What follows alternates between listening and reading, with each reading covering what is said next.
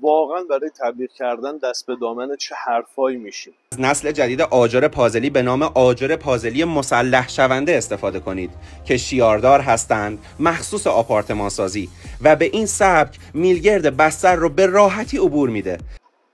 صحبت میکنن از میلگردگذاری بستر و شکل جدیدی از آجر پازلی، در صورتی که عزیز من میلگرد بستر باید هم زیرش هم بالاش قابلیت ملات سیمان خوردن داشته باشه.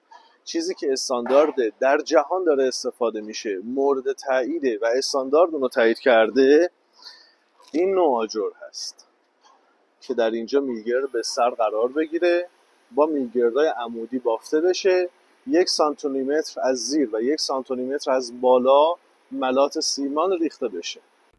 درست مثل این فیلم که میبینید، ساخت شرکت آلروما یکی از معتبرترین شرکت‌های جهانی آجرپازلی.